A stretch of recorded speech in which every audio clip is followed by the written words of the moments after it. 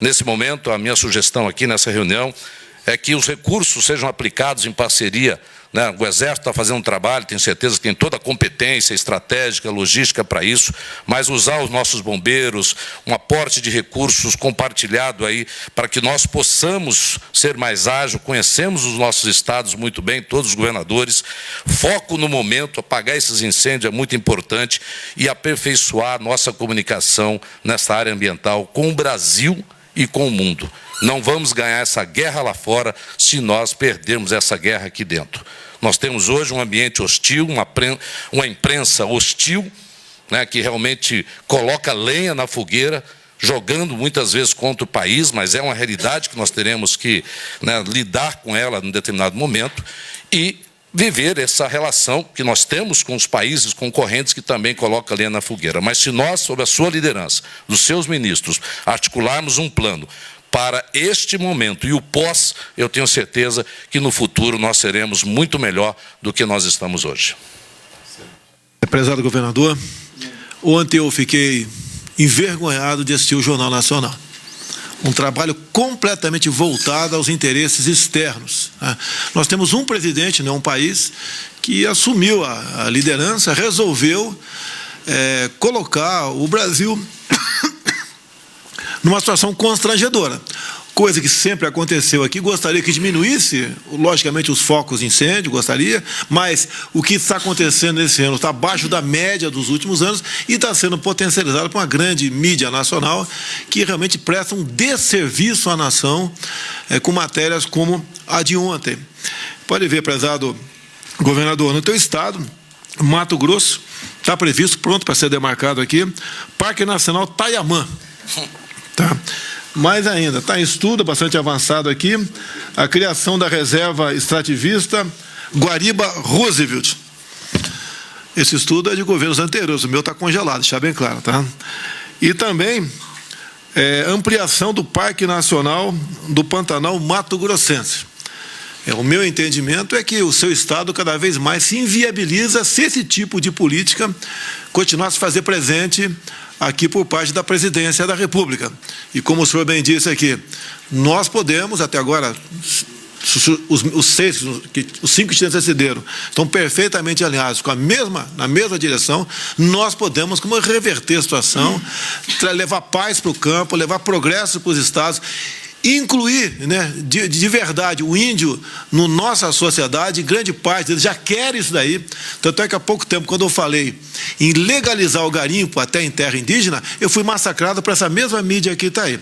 Hoje, se o garimpo é ilegal, nós queremos legalizar. O que é legalizar? É ouvindo o parlamento. Eu não vou tomar nenhuma decisão como usando uma caneta compacta ou caneta BIC, tá? E isso daí está bastante avançado. O Ministério das Minas e Energia, pretendemos apresentar brevemente essa proposta para nós aqui, governadores dessa região. A região mais rica não é o Sudeste, é o Norte. Agora acho que ninguém vai discordar de mim isso aí. A mais rica é o Norte. Desculpa aí, Flávio Dino. Não é o Nordeste não, tá? E nem o Centro-Oeste, é o Norte. Tá? E nós temos como sair dessa situação, né, que nós nos encontramos, viver, né, como pobres pisando em terra riquíssima. Nós vamos, se Deus quiser, juntos, achar a solução para isso e que vai dar uma satisfação para o mundo, inclusive. E pessoas com pensamento, como o senhor Macron, ele deve pensar 2, 3 vezes antes de querer sair de uma situação complicada que se encontra, de uma rejeição enorme no seu país, até mesmo cerrando conosco. Ninguém é contra aqui dialogar com a França, em hipótese alguma. Agradecemos o trabalho do G7. Né? Eu conversei com alguns presidentes, entre eles o Donald Trump, com 2 outros presidentes que participaram como convidados, como do Chile e da Espanha, para que exatamente acalmasse, levasse a seriedade para uma reunião tão importante que é a do G7, que são países ali, como por exemplo ali a próprio Japão, extremamente alinhado conosco, querem realmente buscar cada vez mais parceria, como está bastante avançado a questão do Mercosul com o Japão. Nós queremos isso. Agora, a fama, né, que deixaram passar para o Brasil é pior possível. Nós estamos ganhando essa guerra com o apoio dos senhores, em especial, tá? Para mostrar o que é a região amazônica, qual o seu potencial e o que de benefício pode trazer para todo o nosso povo, e aí incluído os nossos irmãos índios. Presidente, o senhor me permite só mais um segundo? Algumas mentiras estão sendo ditas aí constantemente. Uma delas, eu fiz questão ontem de rebater, é porque tentaram associar o aumento do desmatamento, que foi noticiado pelo INPE, com o aumento das queimadas. E disseram que isso aconteceu, né, no Brasil, nesse momento, em função de um descontrole dos governos de fazer fiscalização. Eu disse mentira. E repito aqui, porque no nosso estado de Mato Grosso, houve uma redução de 2018 para 2019 de 17% do desmatamento e, neste momento, nós somos o campeão nacional de queimada. Então, não existe essa associação direta e objetiva, como eles tentaram fazer, porque o nosso estado é um exemplo claro disso. Reduziu 17%, embora na Amazônia o dado do INPE mostra que cresceu, então não há essa associação.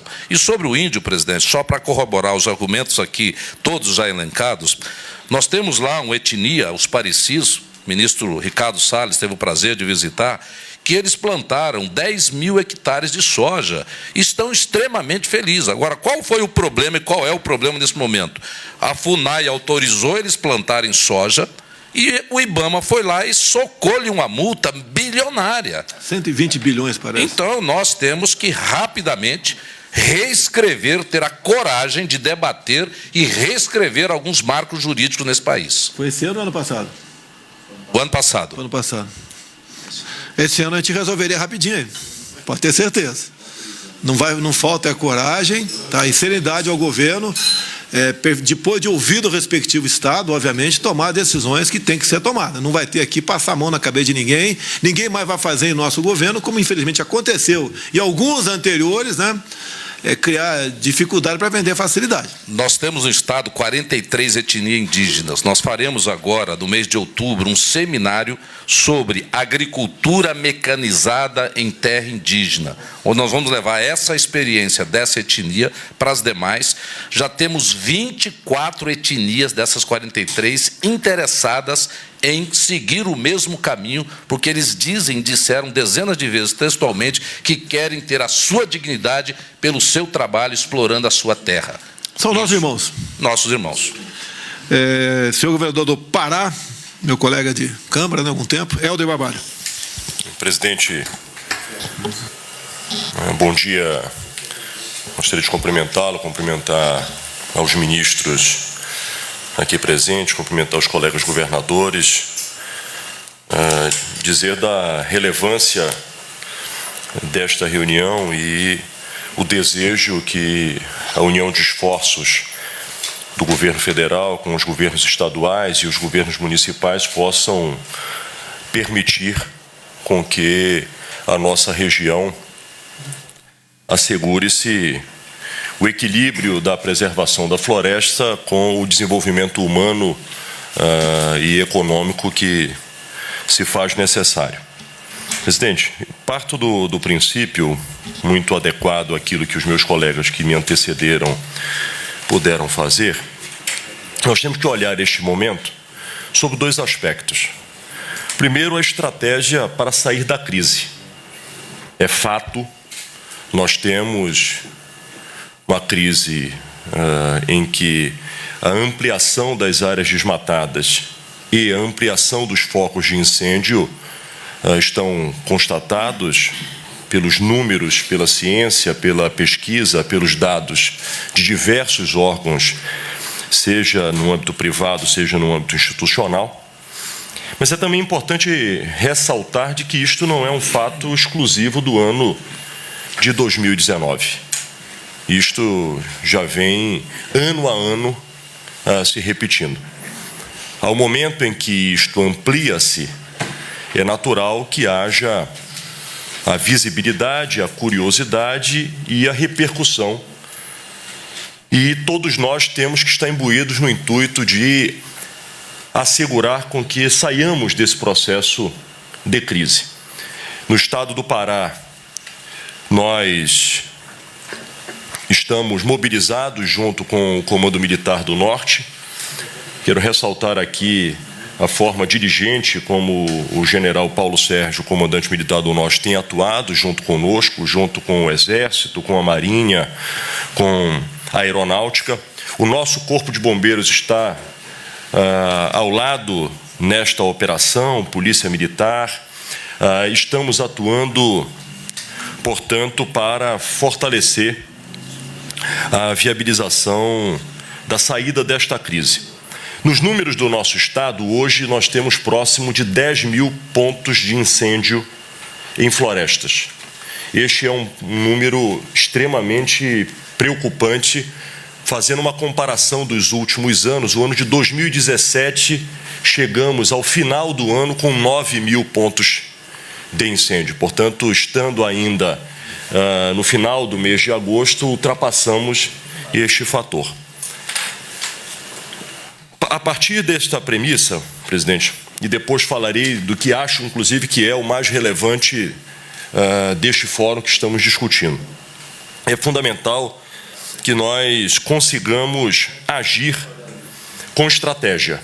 Particularmente com relação ao Estado do Pará, nós já repassamos às Forças Armadas os eixos que nos preocupam. Fundamentalmente, o eixo da BR-163 e da 230. Santarém-Cuiabá e Transamazônica. Ali estão localizados os principais focos. Posso dizer que em 3 cidades representa-se 90% dos focos de incêndio no nosso estado. A cidade de Altamira, São Félix do Xingu e a cidade de Novo Progresso. A sugestão que nós estamos discutindo é no sentido de, a partir de um GT instituído pela Presidência da República, se possam convergir todos os órgãos afeitos às estratégias, seja de combate, mas também de controle, de monitoramento, para avançar para esta contenção. Neste momento, nós estamos com uma operação dos órgãos estaduais e dos órgãos federais numa área de proteção ambiental estadual, a APA Triunfo do Xingu. Ontem eu estive, inclusive, em São Félix do Xingu, na fronteira com Altamira, visualizando esta área.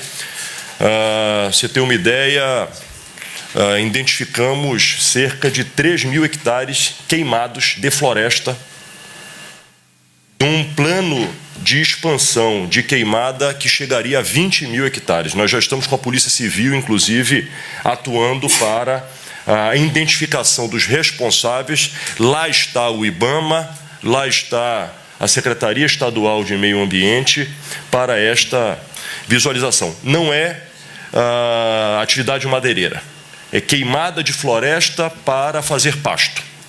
Esta é a identificação específica da área de proteção ambiental Triunfo do Xingu, que é o principal. Nós estamos também concluindo agora uma outra ação que já houveram prisões, apreensões, 2 mil metros cúbicos de madeira foram apreendidos, aí já no município de Pacajá, na Transamazônica, no PDS Jatobá, que é um PDS federal, também ação junto com o governo do estado e o governo federal que permitiu estas apreensões.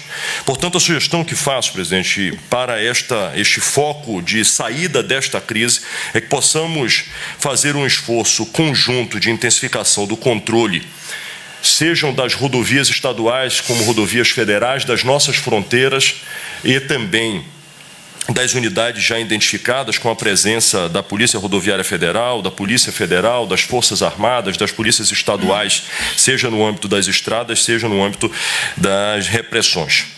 Além disto, que possamos construir, presidente, um processo ágil de autuação para aqueles que estão cometendo crime.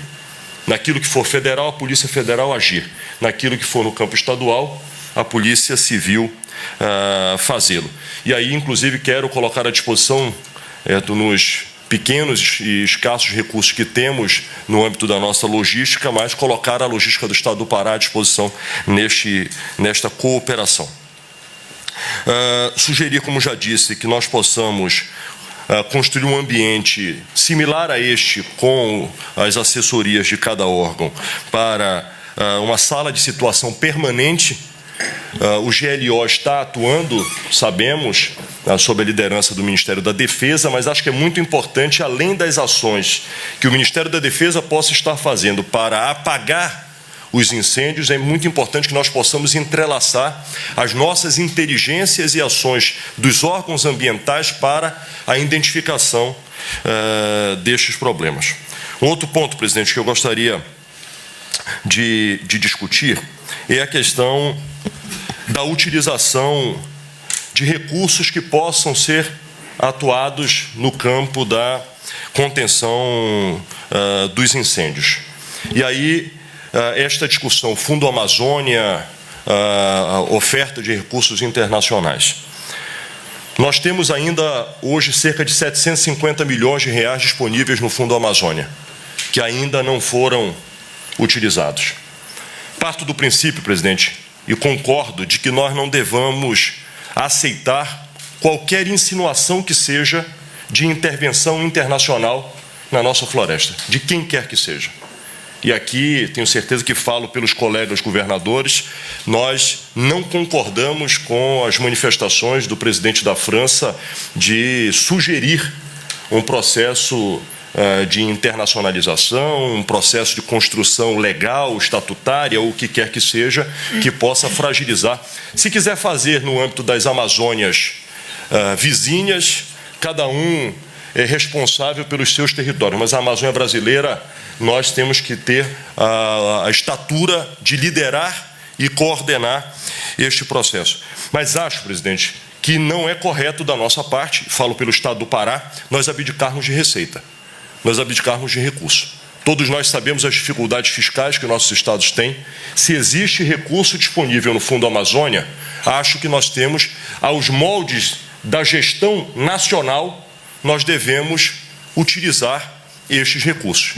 Que sejam projetos construídos pelo Brasil, executados pelo Brasil, fiscalizados pelo Brasil, daquilo que é de conveniência de toda a nossa região. E se porventura vier mais recurso, o G7 sinaliza com 20 milhões de dólares, acho que é um recurso muito pequeno, inclusive, acho que é absolutamente um recurso aquém do que se imagina para as 7 maiores potências globais.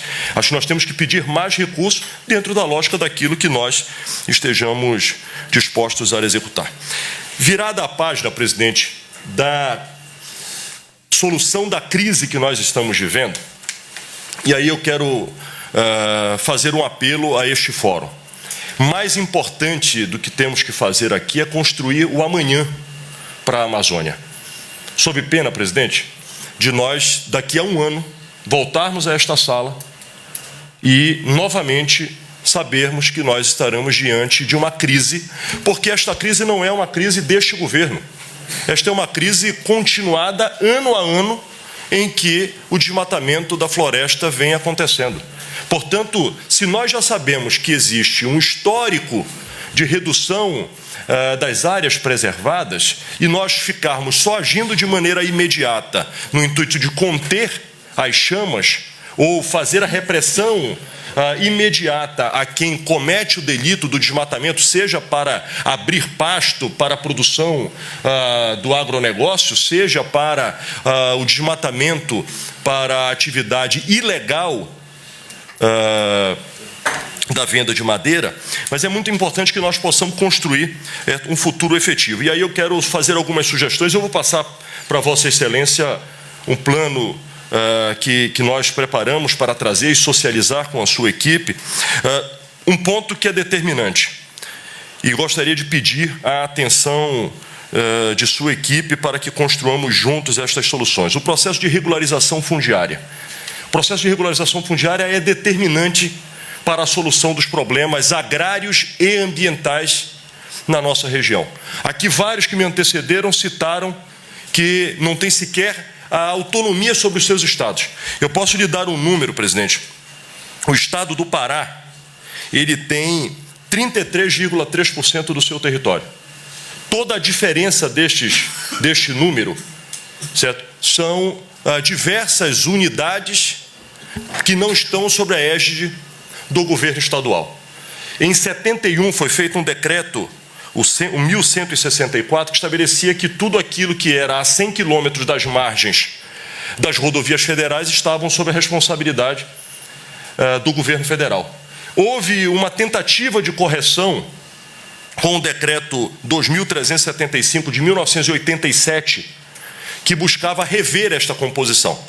De fato, o texto indica isto, mas não houve efetividade neste contexto. Portanto, o processo de regularização fundiária, e aí chamar a INCRA, chamar o patrimônio da União, junto com os órgãos estaduais, para que nós possamos construir um plano conjunto de regularização fundiária, presidente, isto é, eu diria que seria a virada de página, porque na hora que a propriedade tem nome, sobrenome e CPF, efetivamente há responsabilidade pela pessoa que está incorrendo no eventual delito. Ontem, presidente, eu assisti uma pessoa que não é proprietária, em 15 dias destruiu 3.000 hectares da floresta da área de proteção ambiental com tarefas contratadas onde ele não é proprietário da área. Ele parte do princípio de que não haverá nenhuma consequência, ele faz o desmatamento, dali ele passa a alugar pasto e vai tocar a vida até onde ele conseguir viabilizar isso. Na hora que tem a propriedade, obviamente que há o temor das consequências a este respeito. Um outro ponto, presidente, que nós precisamos discutir. O estímulo à adequação ambiental. Nós temos uma legislação em curso, inclusive, feita o novo Código Florestal. Vossa Excelência era deputado à época, aqui o chefe da Casa Civil da mesma forma. Nós temos alguns modelos, algumas modulagens na Amazônia. Você tem propriedade que é 20-80, tem propriedade que é 50-50. Nós temos que enxergar, presidente, ou nós chamamos esse pessoal para dizer, olha, você vai usar a sua área antropizada e você vai ter apoio do Estado, e quando digo Estado, as unidades da Federação e o governo central, para produzir mais aonde você já tem antropizado, para que você não estimule que ele tenha que desmatar mais para que ele imagine produzir mais. Eu vou lhe dar um exemplo do meu Estado, presidente.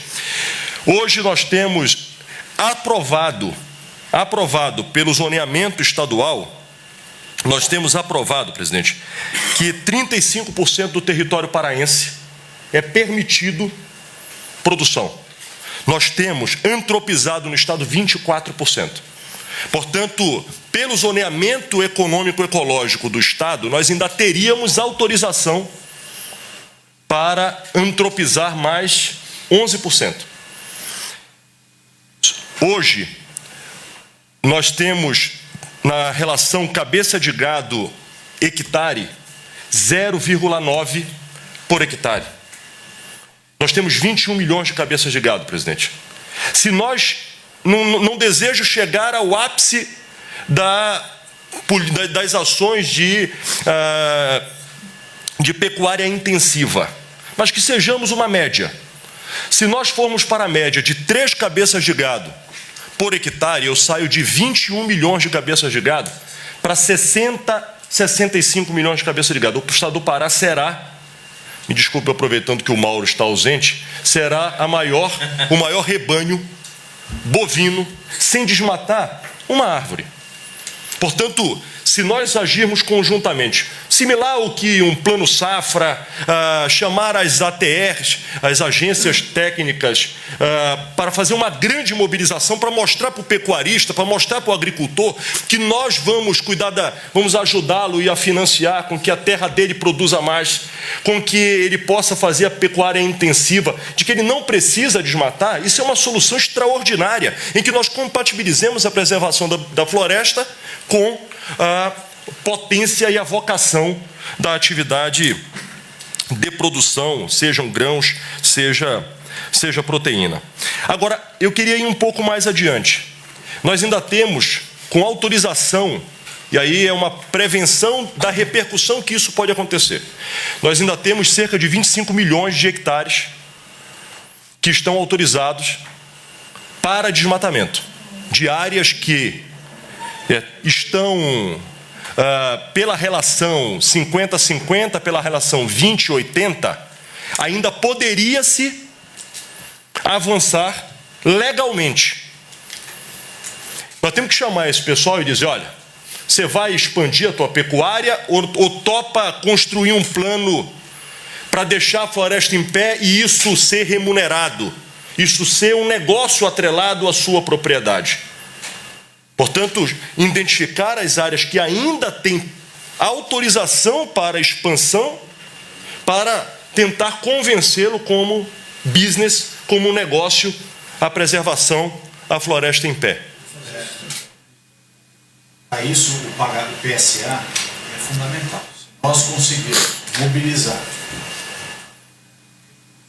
específicos para mensuração, pagamento direto na veia, área absoluta. É só isso que as pessoas vão entender. Por pagamento. Isso. Por pagamento. Exatamente. Quanto mais complexa for a fórmula, com regras de 3, de supressão e emissão, e quanto deixou de emitir, mais complexo de fazer. Quanto mais simplificado, uma correlação simples.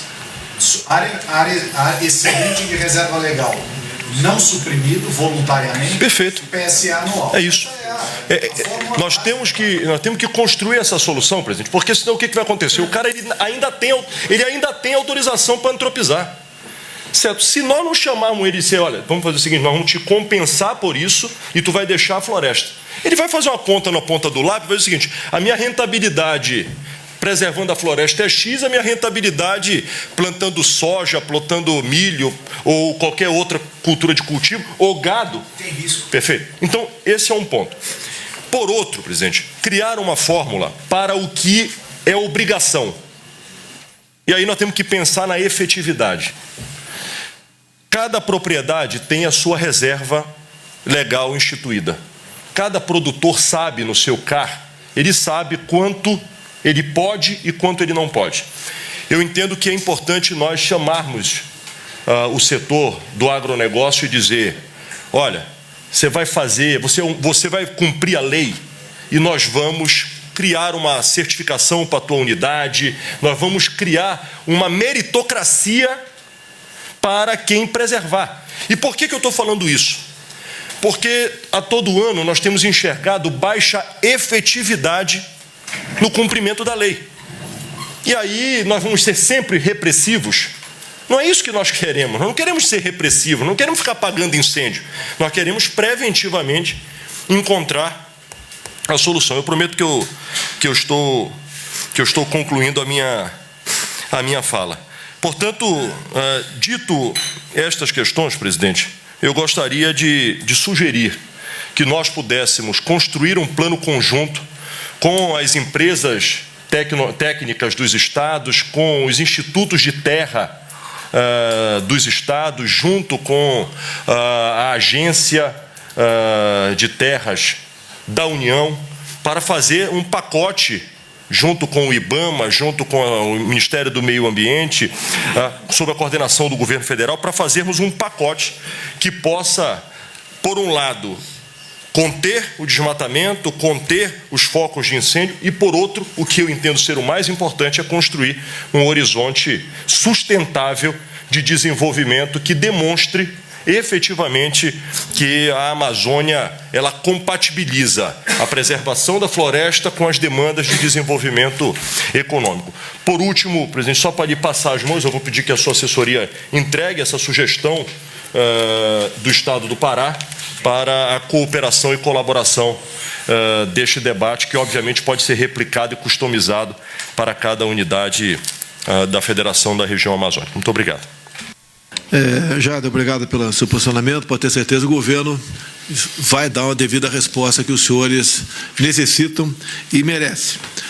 No tocante a outros países aqui que integram aí a região amazônica, tive conversa com o Ivan Duque, da Colômbia, ele quer se encontrar conosco, uma região fronteiriça com mais presidentes de outros países, para nós termos um plano conjunto em defesa da nossa soberania e do nosso desenvolvimento. Também, só curiosidade, o já prezado Jade, terras indígenas, tem duas prontas para ser assinada, Bragança, Marituba e também Munduruku, Taquara.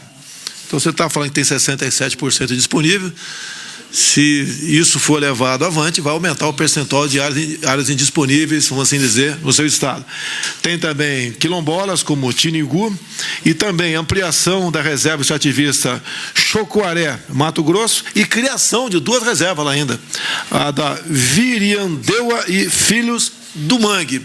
Tenho certeza que o Vossa Excelência teria uma posição sobre isso daí. Acredito que, não sei se tivesse outro presidente aqui, se isso já tivesse sido demarcado ou não. O nosso sentimento aqui, a nossa decisão até o momento, mas vamos ouvir os governadores, é não demarcar mais daí, que afinal de contas já se extrapolou essa verdadeira psicose no tocante a demarcações e ampliações de terras aqui no Brasil. Com a palavra aqui, o nosso representante do Nordeste, nosso prezado governador Flávio Dino.